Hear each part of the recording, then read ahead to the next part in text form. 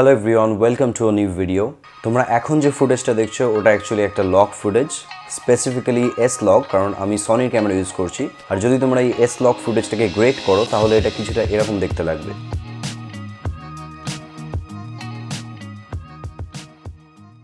So আশা করি তোমরাও জানতে চাও যে একটা নর্মাল ভিডিও আর একটা লগ ফুটেজের মধ্যে কি ডিফারেন্স আছে, বা স্পেসিফিক্যালি লগে শ্যুট করার বেনিফিটসগুলো কি কি, আর তুমি যে টাইপের ভিডিওগ্রাফি করো তোমার কি লগে শ্যুট করা উচিত। এই ভিডিওটাতে এই কোশ্চেনগুলোরই অ্যান্সার দেবো। So let's start. সবার ফার্স্টেই স্টার্ট করি যে লগ ভিডিও অ্যাকচুয়ালি কি হয়, জিনিসটা কি। তোমরা যেই ব্র্যান্ডেরই ক্যামেরা ইউজ করো না কেন, সেটা সনি হতে পারে, নাইকন হতে পারে, ক্যানন, সব ক্যামেরা ব্র্যান্ডেরই তাদের নিজস্ব একটা লগ প্রোফাইল থাকে।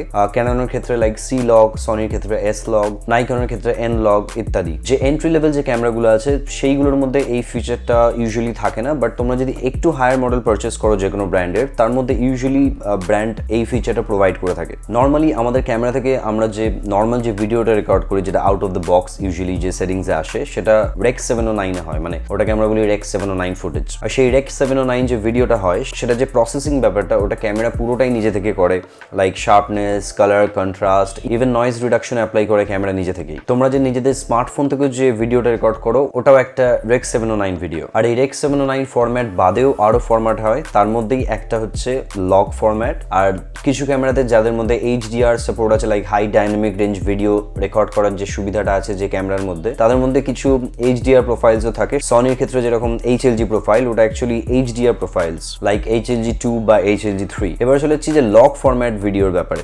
লগ ফরম্যাটে তোমরা যখন ভিডিও করবে তোমরা দেখবে যে একটা ফ্ল্যাট লুকিং একটা ইমেজ তোমরা পাচ্ছ, যেটার মধ্যে না আছে কালার্স, না আছে কন্ট্রাস্ট, ইভেন অনেক নয়েজিও পাবে ইমেজটা। আমাকে অনেকেই অ্যাকচুয়ালি বলেছে যে তারা নিজেদের ZV-10 ক্যামেরা থেকে যখন লগে শ্যুট করছে, ইভেন ডে লাইটেও তারা নয়েজ দেখতে পাচ্ছে। অ্যাকচুয়ালি নর্মাল রেক 709 ভিডিওতে যেটা আগেই বললাম যে ক্যামেরা নিজে থেকে ওর মধ্যে প্রসেসিং অ্যাপ্লাই করে, আর সেই প্রসেসিং এরই একটা পার্ট হচ্ছে নয়েজ রিডাকশন অ্যাজ ওয়েল। আর যখনই তোমরা কোনো লগ প্রোফাইলে শ্যুট করবে, ক্যামেরা নিজে থেকে কোনো রকম কোনো নয়েজ রিডাকশন ওর মধ্যে অ্যাপ্লাই করছে না, তার জন্য তোমরা ওই ভিজিবল নয়েজগুলো তোমরা দেখতে পাচ্ছ নিজেদের ফুটেজে। এবার সেই যে প্রসেসিংটা ওটা ডিপেন্ড করে আলাদা আলাদা ব্র্যান্ডের লগ প্রোফাইলের উপর।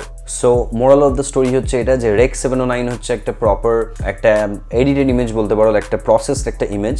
আর তোমরা যদি লগে শ্যুট করো তাহলে ওটাকে তোমাদের ম্যানুয়ালি ডেভেলপ করতে হবে ওই ভিডিওটাকে কোথাও পোস্ট করার আগে, বা complete normal looking video file বানানোর জন্য। সো পোস্ট প্রসেসিংয়ে ওটাকে গ্রেড করার পরে তবেই গিয়ে ওটা একটা রেডি ভিডিও ফাইলে পরিণত হবে। এবার তোমাদের মনে হতে পারে যে তাহলে লগ প্রোফাইলে তোলার মানেটা কি, কারণ রেক 709 নর্মাল যে ভিডিও প্রোফাইল আছে তার মধ্যে তো অলরেডি একটা প্রপার কালার্স এর সঙ্গে প্রপার একটা নর্মাল ভিডিও আমি পাচ্ছি, তাহলে লগ প্রোফাইলে শ্যুট করার মানেটা কি, যখন আমার এক্সট্রা একটা স্টেপ ওটা যে আমাকে এডিটিং শিখতেই হবে বা আমাকে কনভার্ট করতেই হবে। সো এবার বলে রাখি যে লগে শ্যুট করার বেনিফিটস গুলো কি কি। মেন যে বেনিফিটটা আমি দেখেছি সেটা হচ্ছে হায়ার ডাইনামিক রেঞ্জ। এক কথায় ডাইনামিক রেঞ্জকে যদি এক্সপ্লেন করি তাহলে বলতে পারো যে হাইলাইটস অ্যান্ড শ্যাডো, মানে পার্টিকুলার একটা ইমেজের যে ব্রাইটেস্ট যে পার্টটা আর যে ডার্কেস্ট পার্ট, ওই দুটোর মধ্যে ডিটেল কতটা আছে। যেই ক্যামেরার ডাইনামিক রেঞ্জ কম হবে সেই ক্যামেরাতে দেখবে যে স্কাইটা ব্লোন আউট হয়ে গেছে, মানে অলরেডি ওভার এক্সপোজ লাগছে অনেক, প্লাস যে ডার্কার এরিয়াগুলো আছে ওই শ্যাডোজ গুলো দেখবে ক্রাশ হয়ে গেছে পুরো ব্ল্যাক, মানে ওখানে কোনো রকম কোনো ডিটেলস নেই বা কোনো কিছু দেখতে পাচ্ছ না তোমরা। তখন বুঝবে যে পার্টিকুলার ওই ক্যামেরাটার ডাইনামিক রেঞ্জটা ভালো না। আর যদি ডাইনামিক রেঞ্জ ভালো হয় তাহলে তোমরা শ্যাডোজ পার্টের মধ্যেও ডিটেলস দেখতে পাবে, প্লাস তোমরা স্কাইতেও ডিটেলস দেখতে পাবে। এবার যেহেতু লগ প্রোফাইলে তোমরা যখন শ্যুট করবে ক্যামেরা নিজে থেকে কোনো রকম কোনো লাইক প্রসেসিং সেভাবে অ্যাপ্লাই করে না, তার জন্য পুরো যে ডাইনামিক রেঞ্জ যেটা ক্যাপচার করতে সক্ষম তোমাদের ক্যামেরা সেন্সরটি, ওই ইনফরমেশনটা পুরোটাই স্টোর হয়ে থাকে একটা লগ ভিডিওতে। এবার এডিটে অ্যাকচুয়ালি তুমি ডিসাইড করতে পারবে যে তুমি হাইলাইট চাও না শ্যাডোজ পার্টে বেশি ডিটেলস চাও, বা তুমি যে টাইপের গ্রেডিং করতে চাইছো, তোমার একটা মুডি লুক চাইছো, তোমার দুটোই চাই না, তো ওটা পুরোটাই তোমার কাছে ডিপেন্ড করে যে তুমি কি করতে চাইছো এডিটে। সো সেই ফ্রিডমটা তোমরা লগ ভিডিওর ক্ষেত্রে পাবে। সেখানেই তোমরা একটা যদি রেক 709 নর্মাল ভিডিও ক্যাপচার করো সেই ক্ষেত্রে সেটা পাবে না, কারণ রেক 709 এ কি হয়, অলরেডি ক্যামেরা নিজের প্রসেসিং অ্যাপ্লাই করে ফেলেছে। সো ক্যামেরা যেটা ঠিক মনে হয়েছে যে যেখানে হাইলাইট বাঁচানো উচিত সেখানে হয়তো বাঁচিয়েছে, যেখানে শ্যাডোজ মনে হয়েছে যে দরকার নেই সেখানে শ্যাডোজ ক্রাশ করে দিয়েছে, যেটা এডিটে রিকভার করা মানে খুবই একটা টাফ ব্যাপার, অলমোস্ট ইম্পসিবল। কারণ যখনই তোমরা বেশি ওটাকে নিয়ে গ্রেডিং করতে চাইবে বা চেঞ্জ করতে চাইবে তখনই ফুটেজটা ডিগ্রেড হওয়া শুরু হয়ে যাবে।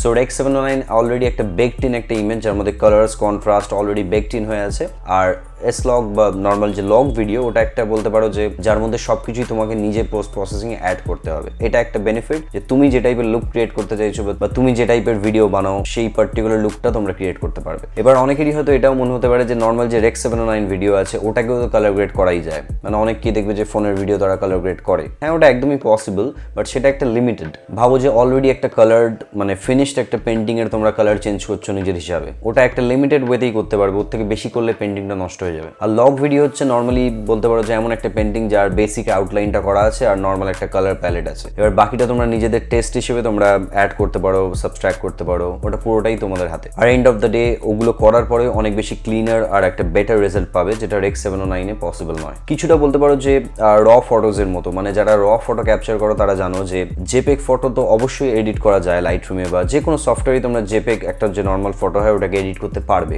বাট সেই ফটোটারই যদি একটা র ফরম্যাট থাকে তোমাদের কাছে, তার মধ্যে অনেক বেশি ফ্লেক্সিবিলিটি আর ফ্রিডম তোমরা পাবে এডিটিং এর সময়। বাট হ্যাঁ, এখানে একটা জিনিস ক্লিয়ার করতে চাই, র ফটো আর লগ ভিডিও অ্যাকচুয়ালি সেম নয়। মানে ফটোর ক্ষেত্রে ব্যাপারটা সেম, একটা জেপেগ ফটো তোমরা যে নর্মালি ক্যাপচার করো আর একটা রেক 709 যে video normal video file MP4, ওই দুটো অ্যাকচুয়ালি সেম বলতে পারো। বাট র ফটোর ক্ষেত্রে র ভিডিও হচ্ছে একটা পুরোপুরি একটা ডিফারেন্ট জিনিস। র ভিডিওতে ক্যামেরা ইউজুয়ালি কিছুই অ্যাপ্লাই করে না, বাট নর্মাল যে তোমরা এস লগ বা লগ ফুটেজের যে কথা আমরা বলছি, ওর মধ্যে ক্যামেরা কিছু জিনিস ওর মধ্যে অ্যাপ্লাই করে থাকে, লাইক এক্সপোজার, হোয়াইট ব্যালেন্স, এগুলো বেকড ইন হয়ে থাকে পার্টিকুলার লগ ভিডিওতে, যেগুলো বেসিক্যালি মুভি মেকিং টুল। ওগুলোর মধ্যে ইউজুয়ালি র ভিডিওর সাপোর্টটা থাকে, বাট কনজিউমার গ্রেড ক্যামেরার মধ্যে ইউজুয়ালি আমরা এই ফিচারটা পাই না। নেক্সট বেনিফিটটা অ্যাকচুয়ালি সব ক্যামেরার ক্ষেত্রে অ্যাপ্লাই হয় না, সেটা হচ্ছে video bit rate. Rec 709 normal যে ভিডিওটা হয় ওটা 8 বিট কালার ইনফরমেশন থাকে ওর মধ্যে, মানে 10 মিলিয়ন কালার্স, শেডস বা কালার ইনফরমেশন ওর মধ্যে স্টোর থাকে। সেখানেই তোমরা যদি লগ ভিডিও রেকর্ড করো তার মধ্যে 10 বিট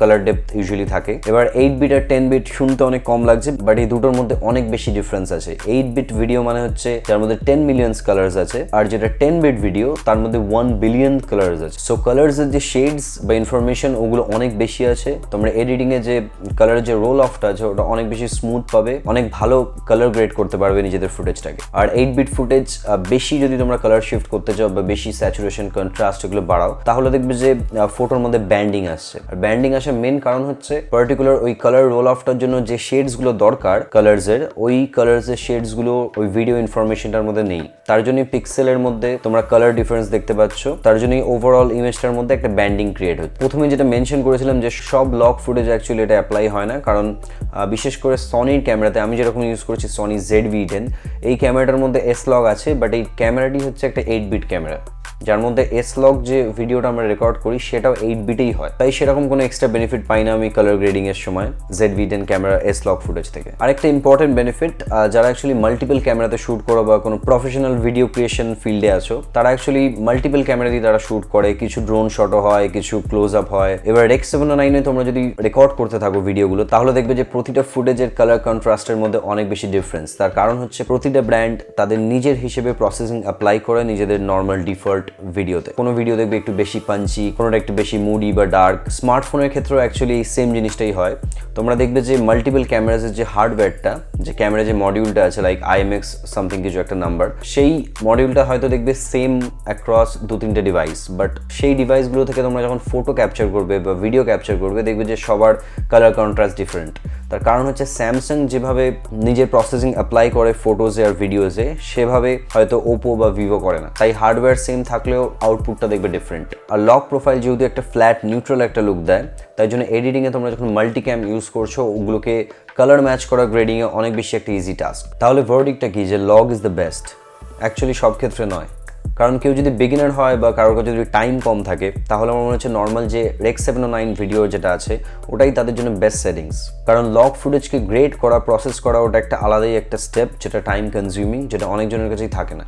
আর তোমরা যদি অ্যাকচুয়ালি গ্রেডিং প্রসেসটার ব্যাপারে জানতে চাও, এটা অ্যাকচুয়ালি একটা অনেক বড় টপিক, তার জন্য একটা ডেডিকেটেড নিজস্ব ভিডিও বানাতে হবে। তোমরা যদি ওতে ইন্টারেস্টেড থাকো যে তোমরা কিভাবে নিজেদের লগ ফুটেজকে গ্রেড করবে বা কনভার্ট করবে, তাহলে নিচে তোমরা কমেন্ট করতে পারো। আমি অবশ্যই তাহলে ফিউচারে এই টপিকে একটা ভিডিও বানানোর চেষ্টা করবো। সো আই থিঙ্ক বিগিনারদের জন্য বা ইভেন রান অ্যান্ড গান সিচুয়েশন, যেখানে তোমার কাছে বেশি টাইম নেই, কিছু একটা জাস্ট ভিডিও করে পোস্ট করতে হবে, সেই ক্ষেত্রে আমার মনে হয় রেক 709 হচ্ছে বেস্ট ফরম্যাট ভিডিও রেকর্ড করার জন্য। ইভেন যে কালার গ্রেডিং জানে না তার জন্য ওটা আই থিঙ্ক আইডিয়াল, কারণ ক্যামেরা যথেষ্ট একটা ভালো কালার গ্রেড করেই ফুটেজটাকে দেয়। একটা ইউজেবল একটা ফুটেজ।